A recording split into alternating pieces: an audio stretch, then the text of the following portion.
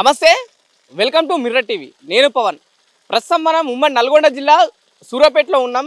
అయితే ఎండాకాలం రాకముందే రైతులు నీళ్ళకి ఇబ్బంది పడడం జరుగుతుంది. ఒకవైపు పొలాలు పూర్తి స్థాయిలో ఎండిపోతున్నాయి. ఎందుకు ఇటు ఎస్ఆర్ఎస్పి కాలువ ఎందుకు ప్రభుత్వం ఆ కాలువ నుంచి నీళ్ళు ఎందుకు విడుదల చేస్తలేదని చెప్పేసి ఒకవైపు రైతులతో పాటు ప్రతిపక్షం కూడా పూర్తి స్థాయిలో కొట్లాడుతుంది.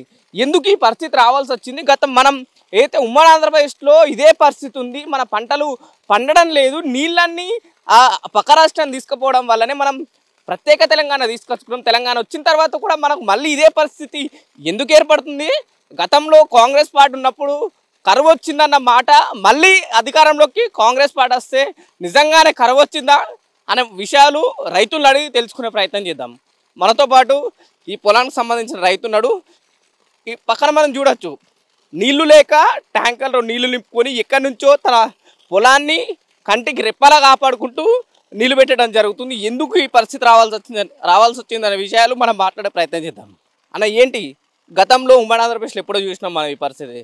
మళ్ళీ తెలంగాణ రాష్ట్రం ఏర్పడిన తర్వాత కాంగ్రెస్ వస్తే కరువు వస్తుందనే మాట నిజమైందా? 100% నిజమైందండి. కేసీఆర్ గారు ఉండగా మాకు వానాకాలం వేసంగిలో అసలు ఎప్పుడైనా సస్యశ్యామలంగా బారేది. రైతులు అనేటోళ్ళం చాలా సంతోషంగా హ్యాపీగా ఫీల్ అయ్యేటోళ్ళం.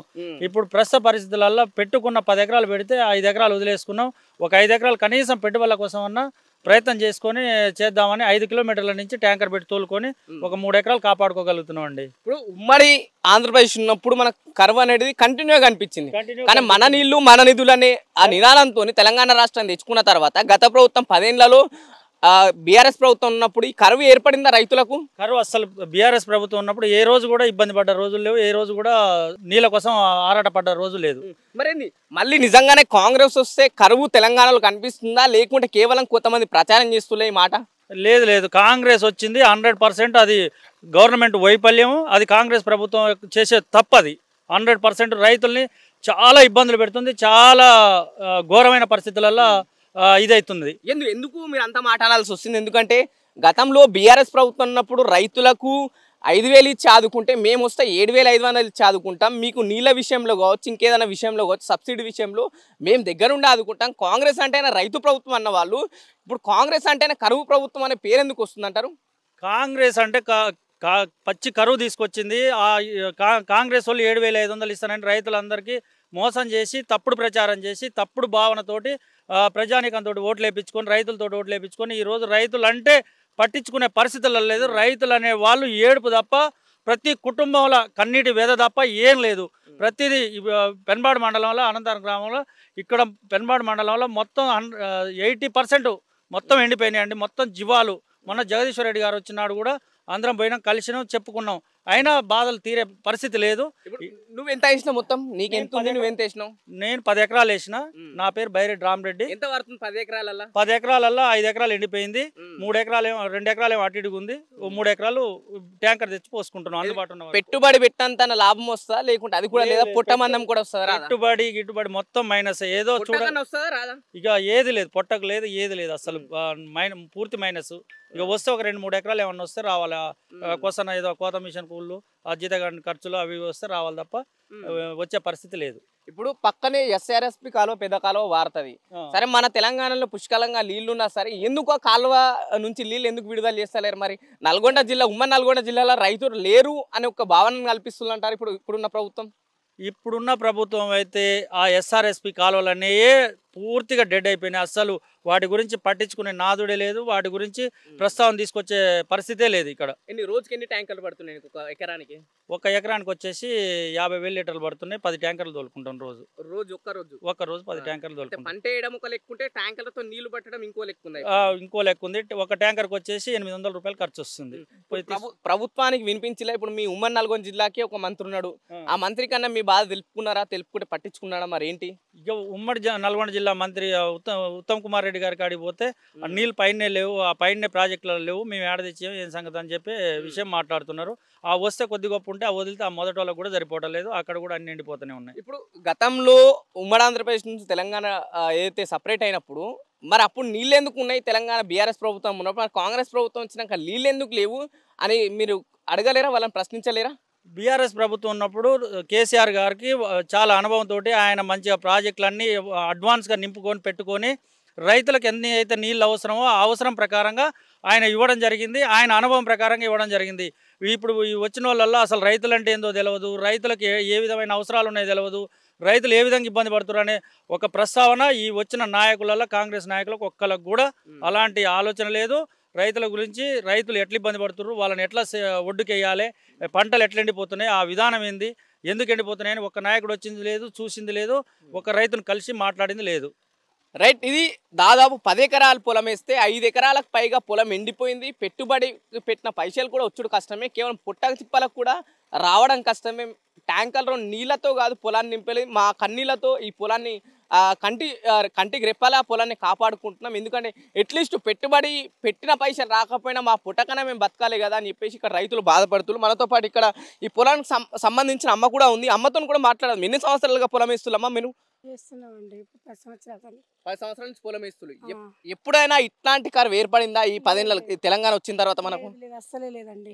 లేదు, ఎప్పుడైనా పొలాలు మంచిగానే పారినాయి, మంచిగానే ఉన్నాయి, మంచిగానే పారించుకున్నాం. కానీ ఈ సంవత్సరం అయితే ఏమీ లేదు, మొత్తం బొగ్గన్న బోడు ఏమీ లేదు. ఇక ఏమన్నా వేసిన 10 ఎకరాలు వేస్తే ఇక తెచ్చి రోజు 10 ట్యాంకర్లు తోలుకుంటే అవి కూడా చేతికొచ్చే ఉపాయం లేదు. అయితే ముదగాలు పోస్తుంటే వెనక ఎండిపోతున్నాయి, నీళ్ళు బారినట్టయితే ఏం లేవు, గుంజుకపోతుంది, పగిలిపోతుంది. ఏం లేదు, ఏంటంటే ఉపసమ్మతి కోసం ఊకోలేక ఆరాటపడుతున్నాం మేము. ఇక ఏం లేదు, ఈయన్నే మొత్తం నోరు దర్శకపోయినాయి. ఇంకా ఏం లేదు, ఇక మొత్తం అయిపోయింది. ఇప్పుడు ఇంత దూరం సంది తోలుకుంటున్నాం చేసుకుంటున్నాం, తిప్పలు పడుతున్నాం సార్. గతంలో కేసీఆర్ ఉన్నప్పుడు రైతు బంధువులు కాదు నీళ్ళు ఇచ్చి అది ఆదుకున్నాడు. మరి ఇప్పుడు ఈ ప్రభుత్వం ఏమన్నా ఇచ్చి ఆదుకుంటుందా? పెట్టుబడి పెట్టిన పైసలను ఏమైనా ఇస్తా అంటుందా, లేకపోతే నష్టపరిహారం ఏమైనా ఇస్తా అని మాట్లాడిందా? ఏమీ అనట్లేదు. పైన నీళ్ళు లేవు, మేము ఏం చేయమని ఎవరి జాగాలు వాళ్ళు ఉంటారు. ఇక మాకైతే ఇక మేము పెట్టుకున్నాం కానీ ఏం ప్రయోజనం లేదు. ఏమున్నా ఏం ఖర్చులు కూడా వెళ్ళేటట్లేదు. ఏంటంటే ఊకోలేక 5 కిలోమీటర్ల నుంచి తెచ్చుకొని రోజుని తోలుకుంటున్నాం. 10 ట్యాంకర్లు 5 కిలోమీటర్ల నుంచి తెచ్చుకొని మీ పొలం పారించుకుంటున్నాం. ఇంకా పారించుకుంటున్నాం, తోలుకుంటున్నాం, చేసుకుంటున్నాం. ఆ రైతు బంధు లేవు, ఏవి లేవు, లేవు. 3 ఎకరాలకే వేసిండి, తర్వాతకి ఇంకేడేసిండి, ఇంకేయలేదు కదా. మొన్న 7 ఎకరాలకు పైగా ఉన్న వాళ్ళకు మేము రైతు బంధు ఇవ్వమని ఒక ప్రధానమైన ఒక వాక్యాలు తీసుకొచ్చింది. కానీ ఇప్పుడు 10 ఎకరాలు ఉన్న వాళ్ళ పొలం కూడా ఎండిపోతుంది. ఇప్పుడు మీ పెట్టుబడి పైసలు కూడా వచ్చే పరిస్థితి లేదు. ఆ పుట్టకు తీసుకొచ్చుకుందామన్నా ఈ వడ్లు అవి కూడా వచ్చే పరిస్థితి లేదు కదా. మరి మీ పరిస్థితి ఏంటంటారు? ఇప్పుడు మా పరిస్థితి ఏముంది, ఇట్లా ఉండడం, అప్పులు బాధలే, అప్పులు చేసుకోవటమే. ఇంతే, ఇంకా ఇదే ప్రభుత్వం, ఇదే అగవారం, ఇదే కేసీఆర్ ఉండగా ఎందుకన్నా అన్ని ఇచ్చిండు, మంచిగా బారిన పొలాలు ఏది లేదు. రైతు బంధు అన్న 5,000 వేసిండు, అన్ని ఎకరాలున్నా వేసిండు, చేసిండు. కానీ ఈ రైతు బంధు లేవు, రుణమాఫీ లేదు, ఏది లేదు. కొంతమందికి వేసిండంటే కొంతమందికి అసలు ఆ రుణమాఫీ కూడా రాలేదండి మాకైతే. ఇప్పుడు మీరైతే అయితే బతికితే దీంతోనే బతకాలా, తింటే ఈ పొలంతోనే తినాలా? కానీ ఇప్పుడు ఇదే కరువు వచ్చింది, ఇదే ఎండిపోతుంది కదా. మరి ఇప్పుడు మీ బతుకు తెరవెట్లా, ఇప్పుడు ఏం చేస్తారు మరి? ఏముంది అప్పుల బాధ, ఇంకా అప్పులు చేసుకోవటం, ఇంకా ఉన్న దాంట్లోనే ఇక చేసుకొని తినటం, బతకటం. ఇంక ఏ ఆశలు లేవు, ఏ లేవు. ఇక ఆ ప్రభుత్వం గురించి ఇక మాకు ఆశ కూడా లేదు. ఇక ఆదుకుంటా ఆశ లేదా? లేదు. ఏం ఆదుకుంటది, ఆదుకునే పరిస్థితులలో కూడా లేదు. రైతు ప్రభుత్వం అని చెప్పుకుంటుంది కదా కాంగ్రెస్ పార్టీ. ఎక్కడి కాంగ్రెస్ ప్రభుత్వం అంటేనే అది కరువు ప్రభుత్వం. అసలు ఆ ప్రభుత్వాన్ని ఎన్నుకోవడమే ప్రజలు చేసిన బుద్ధి తక్కువ పని. ప్రజలే మోసపోయారు, వేసిర్రు. కేసీఆర్ గారు ఉన్నప్పుడు ప్రతి సంవత్సరం టైం టు టైం రైతులకు ఏ అవసరం, ఎప్పుడు ఏ టైంలో ఏం అవసరమో ఆయన ప్రతి అవసరాన్ని కాపాడుకొని రైతుల్ని కాపాడుకొని చేసిండు. రైతులందరూ పొరపాటు చేసి ఓట్లు వేయడం వల్ల ఇవాళ ఎవరైతే తప్పు చేసినో వాళ్ళమే ఈ పరిస్థితిని అనుభవించాల్సిన పరిస్థితి ఏర్పడ్డది. మనతో పాటు యువ రైతు కూడా ఉన్నాడు. డిగ్రీ కంప్లీట్ చేసి ఇక్కడ అయితే వాళ్ళ సొంత జిల్లాలో వాళ్ళ పొలం ఎండిపోతుందని అక్కడ పూర్తిగా చదువు కావచ్చు, ఉద్యోగం, ఉపాధి అన్నీ వదిలేసి మా పొలాలు మేము చూసుకుంటామని ఇక్కడికి వచ్చి ఈ పొలాలు ఎండిపోతున్నా సరే ఆ ట్రాక్టర్తో నీళ్లు బట్టి వాళ్ళ పొలాన్ని కాపాడుకుంటున్నాం. మన యువ రైతు కూడా ఇక్కడనే ఉన్నాం, మాట్లాడదాం ఎట్లుంది పరిస్థితి అనేది. బ్రదర్, చదువుకున్నావు ఏంటి? ఇప్పుడు ఒకవైపు పొలాలు ఎండిపోతున్నాయి, ఒకవైపు జాబ్స్ కూడా వస్తలేవు, ఏం చెప్తాం ప్రభుత్వానికి? నేను ఏంటంటే మా నాన్న పడుతున్న ఇబ్బంది చూసి, ఇక్కడ పొలాలు ఎండిపోతున్నాయి అని మా నాన్న బాధను చూసి నేను వచ్చి ఆయనకు కూడా సహాయం చేసి 2 రోజులు ఉండి తోలిపోదాని వచ్చిన. ఇదివరకైనా నేను ఈ పరిస్థితి చూడలేదు. ఇదివరకు కేసీఆర్ ఉన్నప్పుడు మా నాన్న పుష్కలంగా పొలాలు వారించుకుని ఆయన మాతో అవసరం కూడా రాకపోయేది. ఇప్పుడు ఏంటంటే ఈ గవర్నమెంట్ వల్ల ఆయనకు నీళ్ళు రాక ఆ బోర్లు పోయాక మొత్తం పొలాలు ఎండిపోతుంటే లాస్ట్ కోసం కొద్ది చేతులకు వస్తుంది అని నాతోటి చెప్పి బాధపడితే నేను అక్కడ ఉండలేక మా నాన్న బాధ చూసి ఇక్కడికి వచ్చి 4 రోజులు ఆయనకు సహాయపడుతుంది ఇక్కడ వచ్చి నేను. ఇప్పుడు గతంలో ఇప్పుడు నీకు తెలిసినప్పటి నుంచి ఎప్పుడైనా చూసినా మీ పొలం ఇంతలా ఎండిపోవడం ట్రాక్టర్తో నీళ్లు పట్టుకోవడం అనే విషయాలు? అసలు ఇంతవరకు నాకు ఆ ట్యాంకర్ అంటే ఏంటిదో కూడా అంటే రోడ్ల కొట్టడం చూసేది తప్ప నేను ఇది వరకు పొలాల కాడ ఎన్న ట్యాంకర్ చూడలేదు నేను. పొలాల కాడ ట్యాంకర్ వస్తాయని కదా తెలియదు కానీ. తెలియదు నాకు ఆ ముచ్చటే తెలియదు కానీ ఫస్ట్ మీన్ తోలుతుంటే నాకు తెలిసింది. అంటే అంత బాధ వచ్చింది మా నాన్నకి ఇది ఈ ప్రభుత్వం వల్ల. నీళ్ళు అనుకున్నావా మా పొలాన్ని కూడా ఈ ట్యాంకర్ తో నీళ్లు పట్టచ్చు? అసలు నేను అసలు అనుకోలేదు ఏంటంటే ఇంకా అసలు మొత్తం పూర్తిగా పొలం పోతుంది. లాస్ట్ లో కొద్దిగా నాకు కాపాడుకుందాం అన్న ఉద్దేశంతో నేను కూడా మా నాన్నకు వచ్చి ఏదో నా వంతు సాయం చేస్తున్నాను ఇక్కడ.